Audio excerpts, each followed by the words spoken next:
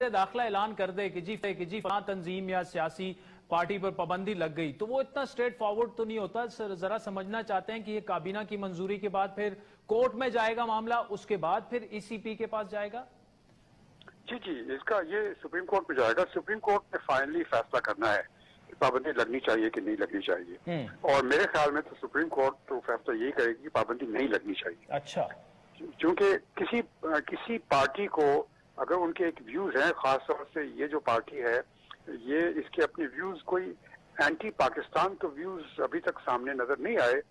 यकीनन उनके जो मजहबी लिहाज से जो व्यूज हैं वो मुख्तलिफ हैं दूसरे लोगों से, लेकिन एंटी पाकिस्तान तो नहीं है। वो आप ये नहीं कह सकते वो गद्दार है वो लोग। तो वो इस वजह से सुप्रीम कोर्ट मेरे ख्याल में तो यही कहेगी कि आप पाबंदी नहीं लगा सकते। ये लॉ एंड ऑर्डर सिचुएशन है, ये तो वजीर दाखिला की कमजोरी है कि वो इसको कंट्रोल नहीं कर सके। किसी मुल्क में, दुनिया में हर जगह इस किस्म की इंसिडेंट होते हैं और जो दाखिला जो इंटीरियर मिनिस्ट्री होती है वो उसको कंट्रोल करने की कोशिश करती है, और ये फेल हो गई है हमारी हुकूमत इस काम में।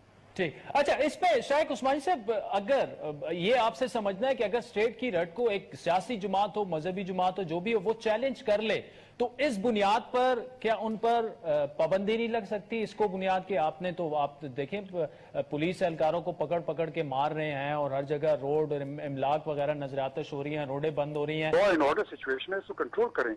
ये तो नहीं कि आपको अगर कंट्रोल नहीं कर सकते आप पाबंदी लगा दें, ऐसा तो नहीं पॉसिबल है। ये कर नहीं सकते आप। किसी का जो राइट है अपना एक्सप्रेशन का, चाहे वो गलती हो, आपके अपने इरादे के मुखालिफ हो, तो आप उसको बंद नहीं कर सकते। हर एक को हक है कि वो जो चाहे वो उसकी बात करे, जब तक मुल्क के खिलाफ बात न करे।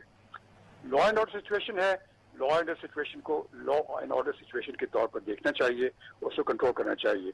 ये वजीर दाखिला जो है और जो दाखिला मिनिस्ट्री है और जो इंटीरियर मिनिस्ट्री है, उसका फेलियर है इसके अंदर।